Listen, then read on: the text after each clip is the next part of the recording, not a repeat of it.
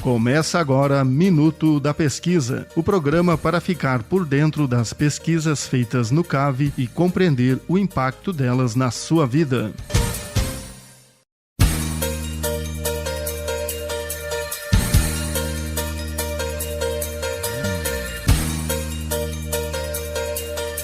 Olá, começa agora Minuto da Pesquisa, o programa de toda terça-feira às 8 da manhã, aqui na UDESC FM de Lages.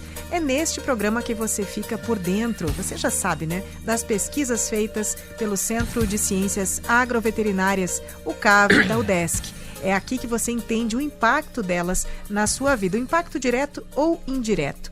Eu sou Carla Torres e hoje o tema é a internacionalização da pesquisa e da pós-graduação na UDESC. É um tema mais estrutural deste mundo todo da pesquisa. E para conversar comigo hoje, o convidado é o professor André Thaler Neto. O professor Thaler é graduado em Medicina Veterinária pela Universidade do Estado de Santa Catarina, a UDESC, com mestrado em Zootecnia pela Universidade Federal de Lavras. O doutorado é em Ciências Agrárias, com ênfase em melhoramento genético de bovinos de leite pela Technische Universität de München. Falei certo, professor? Tá correto. Correto? Vamos, uma brasileira falando alemão. Professor titular da Universidade do Estado de Santa Catarina, aqui no Centro de Ciências Agroveterinárias, em Lages. Ele também é diretor-geral do nosso centro. O professor Thaler atua nos cursos de graduação em Medicina Veterinária e Agronomia e também no programa de pós-graduação em Ciência Animal.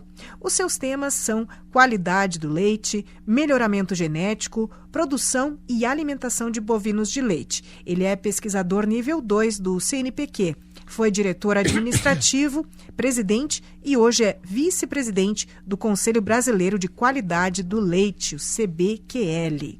Professor Thaler, muito bem-vindo de novo ao Minuto da Pesquisa. Bom dia, Carla, bom dia, ouvintes da UDESC FM.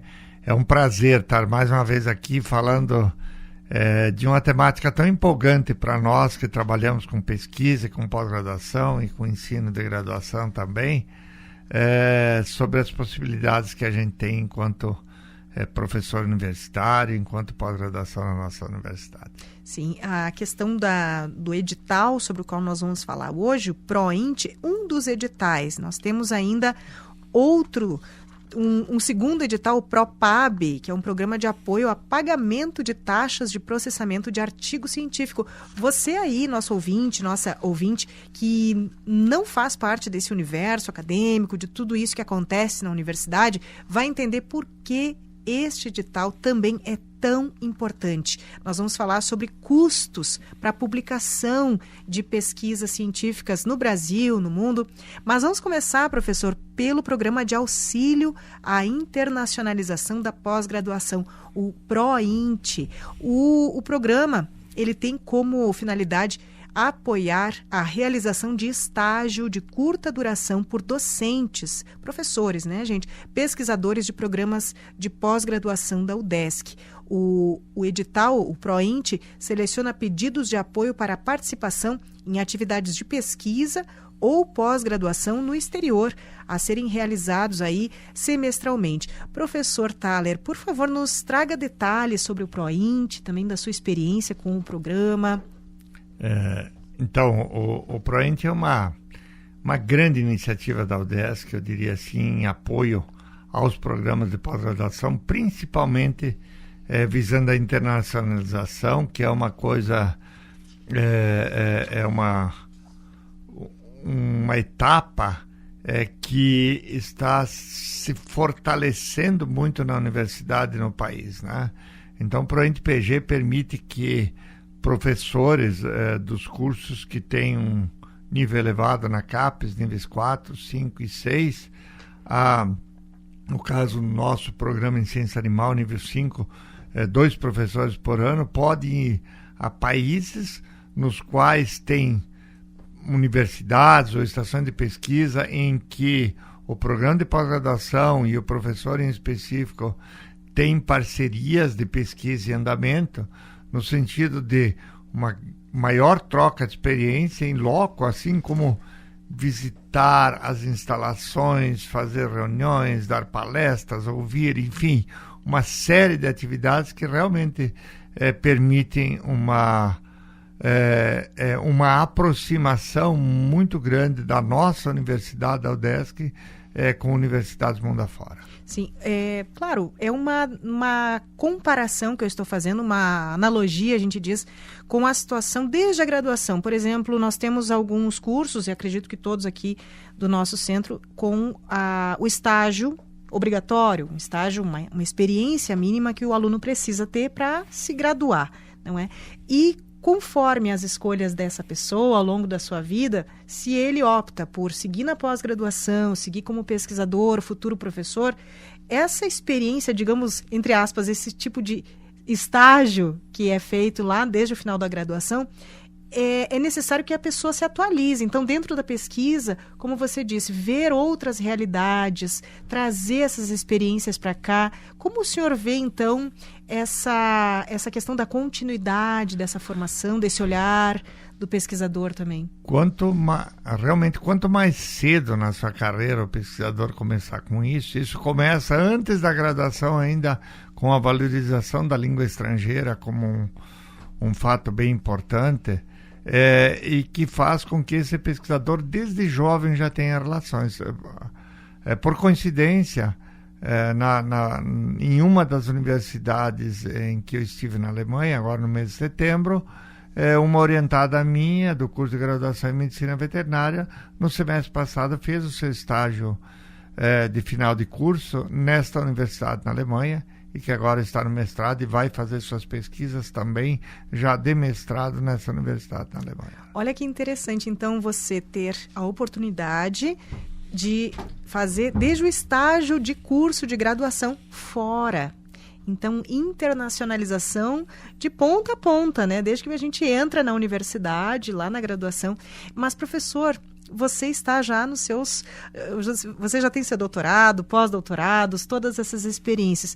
Neste caso, você falou de setembro, estamos agora em outubro de 2024. O professor foi no mês de setembro, então é muito recente essa experiência via ProInt. Por favor, conte pra gente sobre esta sua viagem, sobre os seus estudos. Foi uma experiência única, realmente muito grande, que sem dúvida nenhuma vai trazer... uma série de benefícios positivos. Então, nós já temos uma experiência com uma universidade da Alemanha, que é a Ludwig-Maximilian-Universität de Munique, de München, onde já tivemos duas orientações com doutorado sanduíche na universidade. O próprio professor parceiro lá já esteve 2 vezes em 2 defesas aqui em Lages. Nós tivemos a oportunidade de conhecer nesse momento e, principalmente, uma parceria um pouco mais recente com a Universidade de Gießen.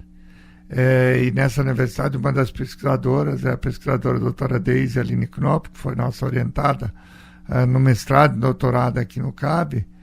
E, além disso, em apenas 10 dias, entre ida e volta, nós tivemos a oportunidade de conhecer mais instituições, mais uma universidade, a Universidade de Kassel, mais um importante instituto de pesquisa na minha área de atuação na Baviera. Então, a experiência, sem dúvida nenhuma, e uma série de projetos futuros já foram delineados durante a visita, no sentido tanto de parcerias em projetos de pesquisa, como parcerias para um futuro projeto de cotutela entre a UDESC e a Universidade Justus Liebig, a Universidade de Gießen, na Alemanha. Nós tivemos aqui no programa, inclusive, convidada, estudante do Reino Unido, que eu me lembro, acho que era esse o país de origem, pesquisa ali relacionada à produção vegetal. E é muito animador pensar que isso vai ser natural no futuro, que a gente vai começar a ter circulando gente de fora, pessoas do Brasil que vão estar fora. Isso já acontece, mas com muito mais frequência a tendência é que isso venha a se tornar, né, parte da nossa vida. Você, professor, pesquisa, inclusive aqui eu descrevi no início, você é vice-presidente do Conselho Brasileiro de Qualidade do Leite. A produção leiteira aqui na nossa região, então toda essa região sul, né, dá para dizer assim, a gente tem essa intensidade aqui em Santa Catarina, isso é bem interessante. Como é que isso impacta também para a nossa região, professor, esse aprimoramento? Sem dúvida nenhuma, o sul do Brasil é a região que hoje já produz é a região do Brasil com a maior produção de leite. O estado de Santa Catarina é o estado que nas últimas 2 décadas a produção de leite mais cresceu no Brasil. E essas pesquisas que a gente faz em conjunto, elas permitem dar mais qualidade às pesquisas, né? Além da formação de um pesquisador de elevada qualificação que está à frente desse processo, mas ela permite com que a gente troque experiências de realidade. Por exemplo, nessa viagem, minha principal visita na Universidade de Gießen foi para trabalhar com um grande projeto europeu. São 2 grandes projetos europeus de produção orgânica e de eficiência de metano, ou seja, de baixa carbono no leite, né? Então são atividades que a gente trabalha em pesquisa aqui na UDESC também, e essas parcerias elas só tendem a frutificar, né? A gente teve a oportunidade também com palestras lá levar a experiência brasileira, muito interessante ver assim como os pesquisadores de lá da Europa estavam interessados nessa temática. Eu até queria enfatizar uma coisa que me chamou a atenção.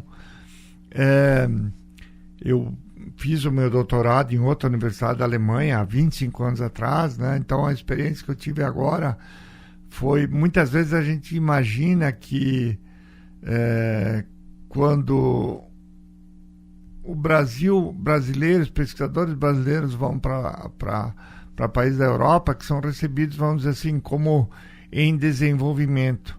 Não. Na verdade, eles nos recebem como do mesmo nível e fazem questão o tempo inteiro de darem a ênfase na importância disso para eles e para os projetos de pesquisa deles. Então, assim como nós, universidades brasileiras, precisamos da internacionalização, eles também precisam da internacionalização, que os grandes projetos de pesquisa cada vez mais são globais. Olha que dado interessante para nossa autoestima também. A gente fala muito do complexo de vira-lata, né, do brasileiro. Isso não só na pesquisa, né, professor? Em vários aspectos da vida. Que bom saber que o pesquisador brasileiro é recebido dessa maneira lá fora. Sem dúvida nenhuma, nessa viagem eu vi que não dá nem para exercitar o complexo de vira-lata, sabe? Porque realmente é uma parceria de mesmo nível, né? Me chamou a atenção isso. Da Universidade da LMU, o professor, como eu já falei, vem 2 vezes aqui, já deu várias palestras aqui, a pesquisadora Daisy vem de lá e deu disciplina concentrada aqui no nosso programa de pós-graduação em ciência animal, e o professor Andreas Gattinger, da Universidade de Gießen, deve estar aqui conosco no primeiro semestre do ano que vem, que já confirmou também a vinda dele para o Brasil. E, bom, você comentou, professor, sobre a produção orgânica ser uma nova realidade possível a partir dessa sua visita e isso começar a ser pensado aqui para a região. E quais foram os conhecimentos de ponta, digamos assim, que você leva para eles e que faz com que melhore a pesquisa lá também? Eu acho que a gente levou bastante da experiência brasileira. Nesse caso, a Universidade de Gießen é no estado de Hessen, no centro da Alemanha, que é o estado que mais, eu diria assim, de todo o estado da Alemanha, que tem o maior percentual de produção orgânica. Hoje 14% das propriedades agrícolas são orgânicas, com uma meta de 30% para 2030. Então é um ambiente único. O que a gente levou da nossa experiência, e eu diria assim, e trouxe também, é que nós vemos logicamente que a produção orgânica ela tende a aumentar, mas ela ainda é muito um nicho de mercado. Mas além disso, a introdução de práticas típicas de agricultura orgânica ou de agricultura regenerativa na nossa agricultura convencional. Agricultura. Agricultura ou pecuária, né? Estou pensando assim, agricultura como um grande... Agropecuária. Agropecuária, certo? Como grande ramo. Visto que quando você trabalha com a maioria dos produtores, você tem, mesmo que seja só uma parte daquilo, mas o impacto global é muito grande. Sim. E eu vejo isso, por exemplo, nós temos coisas que a Europa ainda está engatinhando. Por exemplo, toda a nossa agricultura e a pecuária também, toda não, mas a maioria é baseada em plantio direto, por exemplo, que é uma maneira da gente fixar mais carbono no solo, uma maneira de cuidar melhor com o solo. Então o Brasil tem sim muito a auxiliar também no desenvolvimento de práticas sustentáveis deles, né? O objetivo, quando a gente fala em tecnologia de ponta, né? A gente está pensando, de um lado, em técnicas laboratoriais, etc. e tal, de elevada profundidade ou exatidão acadêmica, mas, por outro lado, também técnicas sustentáveis pensando no planeta, que às vezes são técnicas que, na sua essência, são conhecidas de longa data, mas que o método em como aplicar isso em situações reais, economicamente viáveis e assim por diante, e por isso que a pesquisa precisa acontecer no mundo inteiro. A gente aproveita conhecimentos que são universais ou globais, mas especialmente, vou usar a minha área de pecuária leiteira, onde a gente sempre precisa fazer aplicação local. Entender esses processos nos modelos locais de produção. Eu trabalho principalmente com qualidade do leite, também com melhoramento genético, mas na qualidade do leite isso é muito típico, que a gente tem desafios que não existem nesses outros países. Ah, sim. Né? Quais são os nossos desafios? Nós temos desafios, por exemplo, a nossa legislação ainda faz uma série de cobranças, tem parâmetros mínimos para propriedades físicas do leite, chamada resistência ao teste do álcool, a acidez do leite e assim por diante, que são desafios que estão relacionados muitas vezes com alimentação e manejo, que tem que ser testadas as técnicas localmente, o que serve também para a informação mundial. Por exemplo, essa questão da resistência ao teste do álcool, nós acabamos, acho que há uns 60 dias, a publicar um trabalho que nós fizemos aqui na Fazenda Experimental do Cavildesk, sobre recuperação de quadros de leite instável não ácido com estratégias de alimentação. Publicamos no Journal of Dairy Science, que é o principal periódico na nossa área, e que tem uma aplicação global de novo, né? Quando a gente sempre acompanha, eu pelo menos, e é normal entre os pesquisadores, acompanho os trabalhos que citam os nossos trabalhos para ver aonde está o impacto, né? E o desafio é entender aqueles que vêm com línguas, porque vem muito trabalho que a gente só consegue ler o resumo, que normalmente é em inglês, porque estão nos mais diferentes alfabetos do planeta, né? Então a gente consegue com isso sentir que é o normal da ciência, né? A ciência, ela realmente tem que se conversar entre os países, e depois nós temos coisas que são globais, mas em geral precisa de uma experiência local para ver os detalhes daquilo, para fazer a efetiva aplicação dela. Sim. O senhor falou sobre a produção leiteira envolver cerca de 30% do volume total lá no país. Não, o que eu quis dizer é que das propriedades agrícolas como um todo, sim, eles têm uma meta de ter 30% de propriedades com produção orgânica. Isso, então certo? Essa meta. E o senhor vê isso possível no Brasil? Não, eu diria assim, a minha origem não é da produção orgânica, temos colegas aqui no Cavildesk que têm muito mais conhecimento, mas é mais difícil. Minha opinião particular, acho mais difícil a gente escalar de maneira grande aqui, porque a gente ainda tem um desafio aqui no Brasil, que é a questão do custo de produção, né? O poder aquisitivo médio da população é menor, e isso tem que ser calculado, mas a gente tem uma série de sistemas de produção que se aproximam desse modelo, né? Porque quando um consumidor, normalmente, vamos usar o exemplo de uma produção orgânica. Vou pegar o leite orgânico, que é um dos produtos mais complexos que tem para produzir em modelos orgânicos. Normalmente, esse consumidor está preocupado com duas coisas. Uma é vamos dizer, preocupado. Ele quer um produto onde ele tenha segurança de não ter resíduos, por exemplo.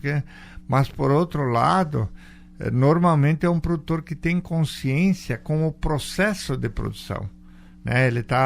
É um produtor que está querendo saber como esse produto, como o seu alimento, como o meu alimento é produzido, né? Essa é uma tendência cada vez mais. Isso lá na Europa a gente vê, a Alemanha, em especial, onde eu tive, é o país onde isso já era muito forte e vem cada vez mais forte. Bem-estar animal. Bem-estar animal, eficiência de carbono, né? Então são tudo temáticas que valorizam. Inclusive, no ramo do Conselho Brasileiro de Qualidade do Leite, eu acabei criando um termo que eu chamo essas questões como, por exemplo, bem-estar animal e eficiência de carbono como atributos de qualidade que não são mensuráveis no leite, porque efetivamente o consumidor atribui eles como se fosse uma qualidade desse produto. É um valor para ele, né? Por isso que, inclusive, agora de setembro, eu voltei, inclusive, antes, porque justamente era o Congresso Brasileiro de Qualidade do Leite, que nós organizamos em Florianópolis. A gente organizou, então, esta temática, a gente trouxe para dentro do Conselho Brasileiro de Qualidade do Leite a temática da eficiência de carbono, onde inclusive a palestra inaugural foi proferida pelo professor Henrique Ribeiro, nosso colega do programa de pós-graduação em ciência animal e do Departamento de Produção Animal e Alimentos do CAVDES. Ele já esteve aqui no programa, o professor falou da pegada, né? Pegada de carbono. Exato. Uhum. E claro, é interessante a gente colocar para quem está nos escutando, mas o carbono, o que tem a ver? Gente, aquecimento global, que hoje falamos sobre mudanças climáticas, vemos a todo momento a questão dos desastres climáticos, então tudo isso envolvendo uma contribuição que o ser humano pode dar, que é a produção de resíduos nossas e toda a produção alimentícia que nós temos no planeta e também industrial, de modo geral, no sentido de diminuir a emissão desse carbono que acelera esse aquecimento, né, professor? Eu diria que essa é, talvez, a temática mais importante do mundo hoje, né? Exatamente. Realmente, essa semana, de novo, na Espanha, né? Então, são tantos os relatos. Parecia o Rio Grande do Sul, né, professor? Muito semelhante, né?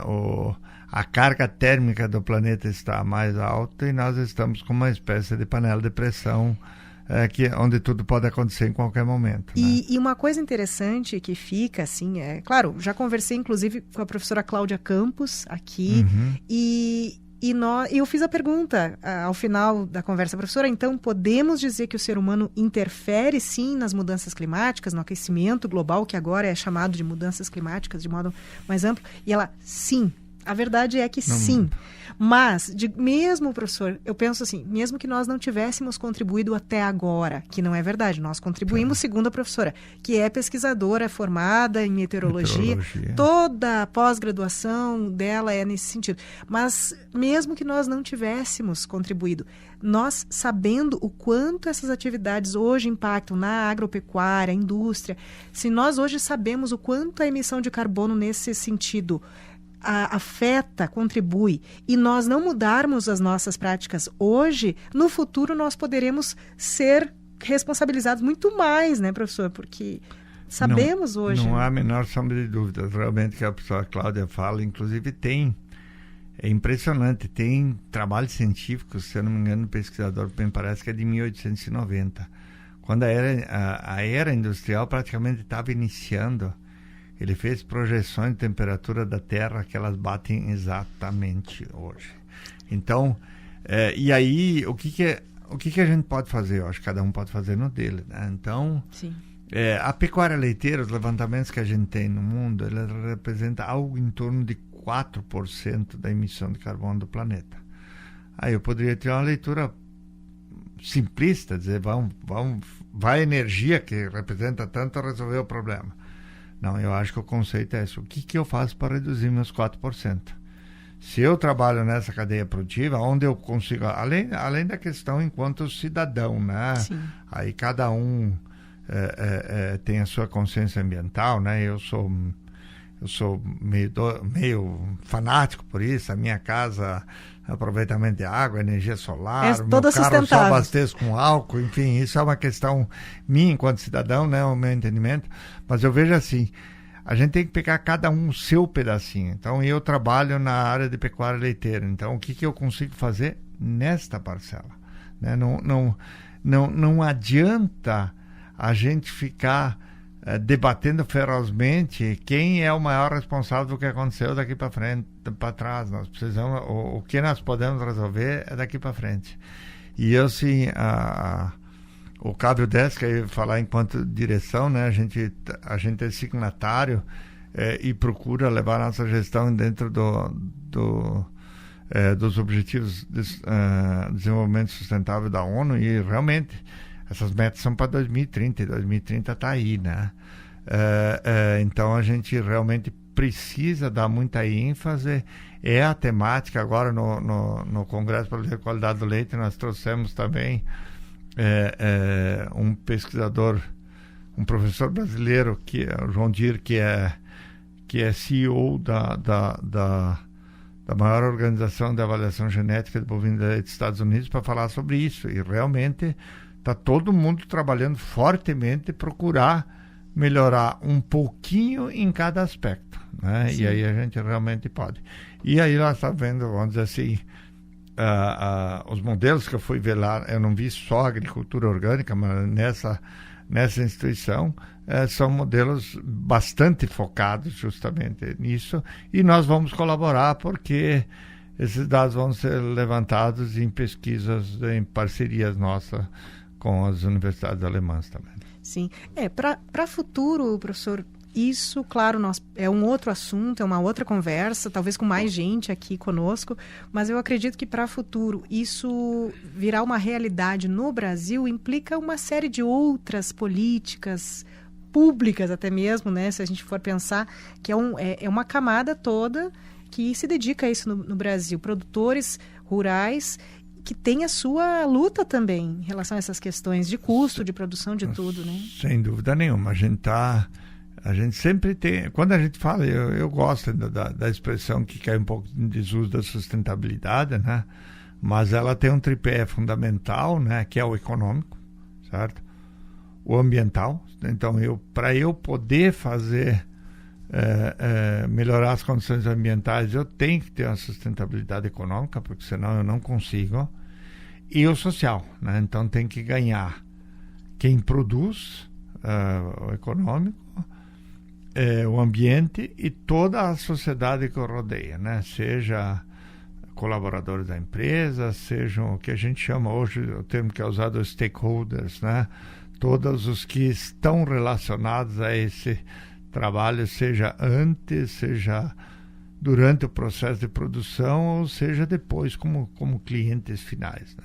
Bom, professor, vamos falar sobre isso ainda, eu espero, né, em breve aqui, que a gente tenha boas novidades e boas perspectivas, porque falando em sustentabilidade, os desastres que a gente está vendo aí, se algo não mudar imediatamente, a gente vai ver isso cada vez mais, e não sabemos do nosso futuro, a verdade é essa, né? E eu considero que uma das áreas econômicas mais interessadas é a agropecuária, porque a agropecuária ela vive de clima, né? Eu sempre comento, hoje o coordenador do projeto Gado de Leite do CAV é o professor Henrique, mas eu coordenei por 30 anos, são 30 anos um olhar na pesquisa, outro no céu vendo a previsão do tempo, né? Então essa é a vida do produtor rural em qualquer lugar desse planeta, né? Então a agropecuária é um setor muito influenciado pelo clima, e eu vejo cada vez mais produtores realmente preocupados em fazer melhorias nesse sentido. Isso é importante também, a gente ter essa visão de como o produtor recebe essa ideia e de como ele está preparado, ou pelo menos disposto a entrar junto nesse projeto aí para a gente se salvar. Essa que é a melhor expressão, né? Salvar o planeta e se salvar junto. E nesse sentido também é fundamental a área de vocês, que é a comunicação. Porque eu vejo assim, no campo, como em outras atividades também, o fundamental é se comunicar bem. E se comunicar bem com o consumidor já há muito tempo, não hoje, não é dizer eu não tenho problemas. É dizer eu tenho problemas e o que porque assim, todo mundo tem problemas e desafios, não existe uma atividade econômica resolvida, e sim o que eu faço para minimizar esses problemas. Acho que esta é a comunicação que a gente precisa. E aí, quando a gente está nessa época de curricularização da extensão, né, a pesquisa precisa cada vez mais ouvir o cidadão, né, porque nós vamos...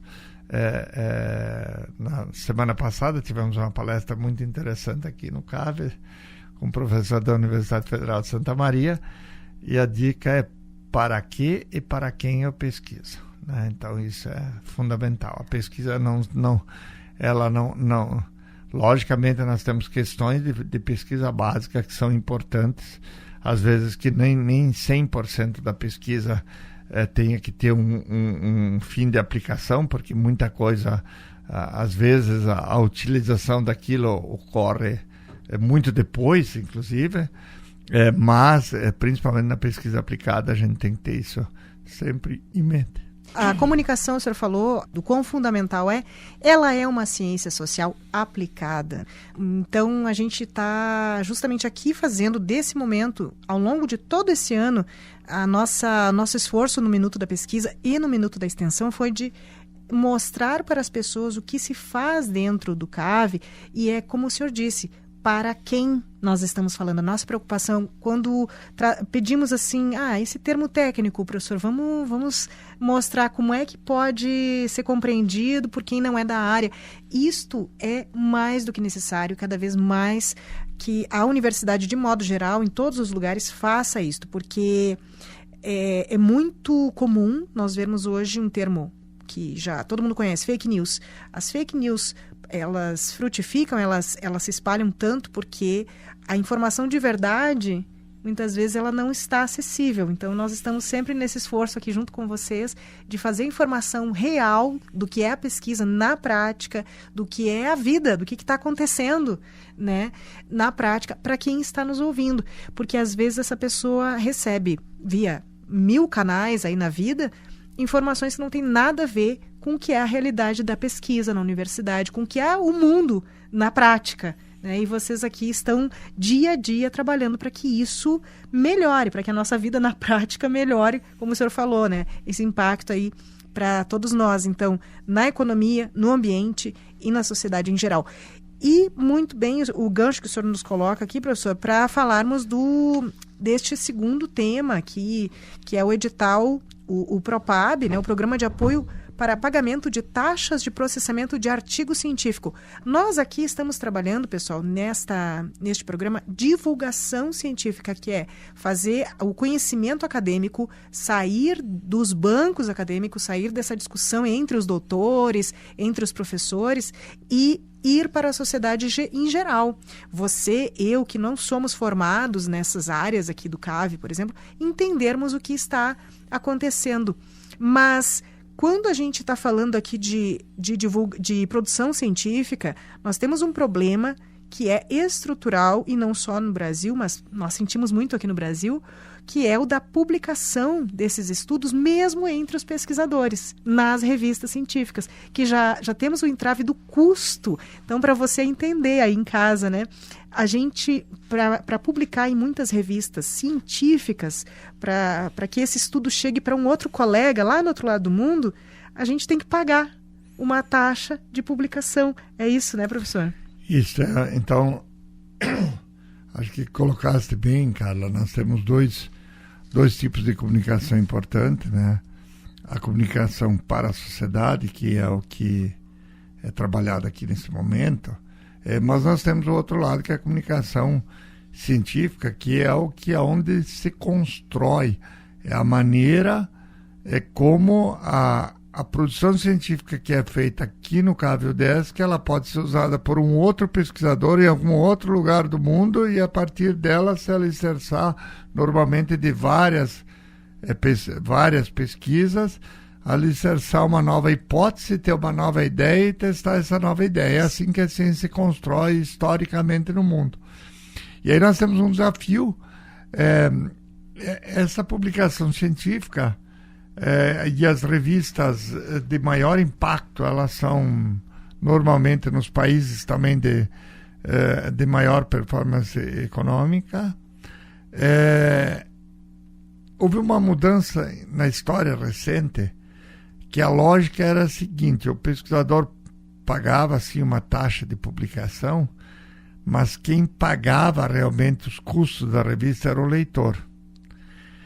E a maioria dessas revistas, elas vêm migrando para um sistema de leitura aberta, que é o chamado Open Access, onde não se paga mais para ler. A maior parte das revistas está disponível na internet, é um clique. Ok, ela é muito bom realmente em termos de difusão científica, né? Mas, por outro lado, quem está pagando a conta hoje é o pesquisador, as instituições de pesquisa das universidades. Esse é um desafio para o mundo inteiro, mas logicamente para nós no Brasil, né, essas taxas de publicação são normalmente em dólar, em euro, em franco suíço, em libra esterlina, né? Então tudo que é nessas moedas, ela já começa cara para nós, e elas são caras também para os pesquisadores estrangeiros, não é que e para nós bem mais ainda, né? Então esse é um desafio constante, e os programas de pós-graduação, para suas avaliações, eles talvez o critério mais importante da avaliação é a publicação em revistas de alto impacto, né? Essas revistas são muito exigentes, né? Toda a publicação científica, ela é avaliada por pares, normalmente no mínimo 3 outros pesquisadores de algum lugar do mundo fazem uma crítica para depois, eventualmente, a versão final ser aceita, né? Então, então, nesse sentido, nós aqui no CAV-UDESC lançamos um edital próprio para auxiliar os programas de pós-graduação. Logicamente, a gente não vai conseguir contemplar tudo, mas com outras fontes de financiamento em conjunto, ajudar os programas de pós-graduação a publicar em revistas de alto impacto, né? Então, esse é um programa que a gente começou agora, no mês de agosto, né? É um programa inédito para nós, e que a gente começa a ter os primeiros resultados, e que a gente espera realmente bastante fruto desse dinheiro que o CAV-UDESC e a universidade está empregando e mais esse auxílio aos programas de pós-graduação no seu desenvolvimento. Sim, este edital, então, como disse o professor, ideia lançada a partir do CAV-UDESC, e aí a tendência é que seja aderido, então, a todos os centros. Depois, né? Tem uma série de editais aqui que nós tomamos a iniciativa aqui no CAV-UDESC, né, que muitas vezes acaba se replicando em outros centros da universidade. Qual é o valor, professor, montante que está sendo dedicado a essas publicações? Nesse ano agora, como nós começamos no final do ano, nós usamos um valor pequeno de R$60 mil, porque nós temos uma questão de todo pagamento do Estado, né? Quando se aproxima dezembro, você tem que fechar todas as contas e não consegue mais utilizar. Então, sempre que a gente coloca um recurso num edital, a gente precisa ter certeza que vai usar esse recurso, né? Sim. Vai conseguir utilizar esse recurso. E o problema, são vários desafios que a gente tem nesse, o financeiro é sem dúvida o maior, mas você não tem a qualquer momento, o programa de pós-graduação tem um um paper que a gente chama uma publicação científica aprovada para publicação naquele momento. Então ele tem que estar... Mas o objetivo desse é a gente quis lançar ainda no ano de 2024 para a gente ter experiência e já lançar um edital no começo de 2025 já com alguma maturidade, né? Porque toda vez que a gente lança um produto inédito, a gente tem que também sentir possíveis melhorias que a gente possa fazer nesse processo. Sim. E para a gente dar uma ideia, professor, agora o senhor falou sobre uma das principais revistas, ou a principal na sua área, que era... Como é que era o nome? Journal Daily Science, que eu comentei. Journal Daily Science. Para publicar nele, por exemplo, tem um custo? Qual é o custo? Eu publiquei, como eu sou sócio da entidade, eu paguei o programa de pós-graduação, no caso, esse foi pago com dinheiro da CAPES, que o programa tinha, 1.600 e alguma coisa dólares. Para não sócios, 3 mil dólares. Isso, então são multiplica. Vezes 5, alguma coisa, né? Realmente os valores são sempre bem altos. Pode chegar, então, professor, a quase 18 mil reais? Se fosse... Se eu não me associasse, certo? Poderia chegar a quase 18 mil reais. Então. Mas assim, é muito comum que trabalhos cheguem aí próximo de 10 mil reais, alguns superando isso, né? Então, são desafios bastante grandes. Certo? A gente pensa assim, 60 mil reais, mas isso então daria uma média de 6 artigos. A ideia era que a gente conseguisse pelo menos publicar uma publicação em cada programa de pós-graduação nesse final de ano, né? Muito bom. Certo? Esse era o objetivo do programa inicial. Né? E como é que estamos? E aí foi recurso disponibilizado pela reitoria, que a gente agradece muito. E já está tudo aproveitado já esse recurso? Está uma boa parte, pelo menos, já está. Já está encaminhado. Aqui, pessoal, eu gosto de perguntar, né? O professor já sabe, assim, chegou aqui, eu vou perguntar mesmo. É importante, essa curiosidade que é minha, é também do nosso ouvinte, que quer entender como é que é, afinal, essa vida acadêmica. Tá vendo, gente? 60 mil reais. Pois alguns poucos artigos aí. Não é fácil, né? Pesquisar no Brasil é um desafio diário. O financiamento da pesquisa é um desafio muito grande. Pesquisar no mundo é um desafio diário. Um desafio no mundo, porque assim, a pesquisa ela precisa trabalhar com equipamentos de precisão e também, por exemplo, produtos químicos, reagentes de precisão.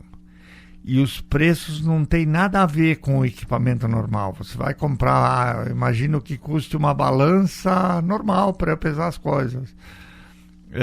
Uma balança de precisão pode sair centenas ou até milhares de vezes aquilo, certo?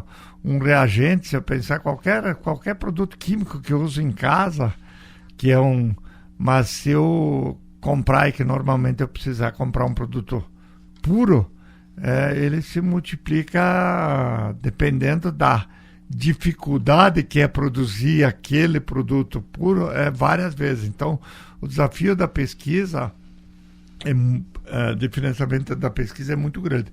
No Brasil, nós ainda temos uma participação, comparando com muitos países, muito pequena da iniciativa privada. Cabe ainda ao público a maior parte. Nós temos aqui no CAB, temos muitas experiências positivas com a iniciativa privada. Nós temos uma fundação de apoio que nos apoia muito nisso, que é a FIEP, que faz esta relação econômica entre a universidade, entre o financiador de uma pesquisa e a universidade que realiza essa pesquisa. Clevenei e o professor Júlio estiveram aqui. Já estiveram aqui, né? Então ela é fundamental assim, para nós. Nós temos as fontes de financiamento públicas, né? CNPq, em nível nacional, o Conselho Nacional de Desenvolvimento Científico e Tecnológico é o principal. Em nível de Estado, nós temos a FAPESC, essa Fundação de Apoio à Pesquisa do Estado de Santa Catarina, e a UDESC tem programas próprios de auxílio à pesquisa, né? Inclusive via Fundação, via FAPESC, né? Então a UDESC tem algumas coisas que muitas universidades não têm. Nós temos programas de financiamento próprios, nós temos programas de bolsas de pós-graduação próprios da universidade, nós temos programas de bolsa de iniciação científica próprio da universidade, o que coloca a universidade numa posição muito boa. Não é difícil para nós mostrarmos para os órgãos de avaliação, de financiamento, enfim, de que a pesquisa, a extensão e a pós-graduação, que são mais envolvidos, mas no caso da Bolsa de Iniciação Científica, também a graduação, ela recebe muito suporte da universidade, né? Então isso realmente é muito bom. Mas o dilema do financiamento, ela é o de todo dia do pesquisador, né? Que realmente mas o que a gente tem é que, eu diria assim, quem é pesquisador é apaixonado pelo que faz, né? Daí quem é apaixonado pelo que faz vai atrás, né? É uma alegria sempre ouvi-lo, professor, recebê-lo, e também essa novidade aí, né? Essas experiências que o senhor nos traz. Também teve o Roberto Capes aqui com você, né? Com uma experiência... Que é um dos na época, doutorandos que fizeram um sanduíche na Europa. E agora a próxima, no mestrado, agora a Letícia Godoy, que é minha orientada, Letícia Godoy Rosa, está indo fazer o seu projeto de pesquisa na Alemanha.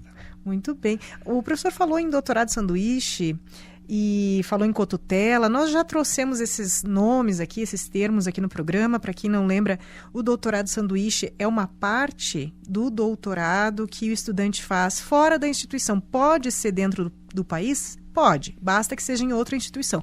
Mas, normalmente, as pessoas vão para outro país, inclusive. É uma oportunidade de, como disse o professor, trazer esse conhecimento da pesquisa, que é global, que precisa ser cada vez mais compartilhado em nível de mundo, né? E é uma oportunidade, então, desse estudante ir na fonte, ir lá, atravessar o planeta, muitas vezes, para ir atrás disso. E a cotutela, gente, o professor Fábio da Silva, né, que esteve aqui conosco, trouxe aí, junto com a professora Marinês, também o professor Fábio, que é da IPAGRE e é colaborador aqui na pós-graduação. Pedro Boff. E a Marinês Boff e o professor Fábio Silva, que estiveram aqui e nos trouxeram aí estudantes. Nós tivemos pelo menos 2 ou 3 estudantes naquela edição, entre eles a Charlotte, que vem de fora, vem do Reino Unido, e nos trazem essa perspectiva de quem está fazendo um doutorado válido em pelo menos 2 países. Então, na universidade de origem e também na universidade que eles visitam por pelo menos um ano, não é, professor? Isso. A cotutela, né? Então, nós temos um programa de cotutela, onde o diploma é reconhecido nos 2 países, e temos um passo a mais, que é a dupla titulação, no qual, então, o pós-graduando, nesse caso, mas ela existe também para a graduação, ele sai com 2 diplomas das 2 universidades. Pronto. Então, são todos passos aí no sentido de internacionalizar a pesquisa e a pós-graduação. E hoje nós trouxemos aí, por meio dessa conversa com o professor André Thaler, duas iniciativas nesse sentido. São o Programa de Auxílio à Internacionalização da Pós-Graduação, o PROINT, e também o PROPAB, Programa de Apoio para Pagamento de Taxas de Processamento de Artigo Científico. E hoje você descobriu que um artigo científico pode custar aí até cerca de R$10 mil para que seja publicado em uma revista de peso internacional, né, professor? Isso mesmo, muito obrigado pela oportunidade mais uma vez, parabéns pelo trabalho, realmente este Minuto da Pesquisa e o Minuto da Extensão estão fazendo um grande diferencial para nós, e muito obrigado. Obrigada, professor. Este é o Minuto da Pesquisa aqui na Rádio Desk FM Lages. Nessa edição falamos sobre a internacionalização da pesquisa e da pós-graduação da UDESC.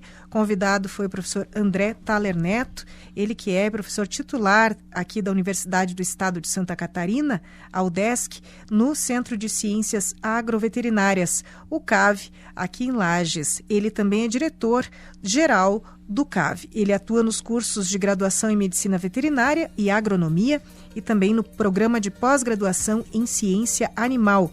Os principais temas do professor André são qualidade do leite, melhoramento genético, produção e alimentação de bovinos de leite. Ele é pesquisador nível 2 do CNPq, foi diretor administrativo, presidente e hoje é vice-presidente do Conselho Brasileiro de Qualidade do Leite. Muito obrigada a você também, nosso ouvinte aí da 106.9.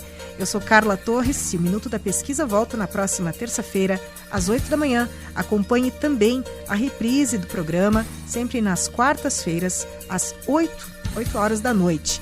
Até, tchau, tchau.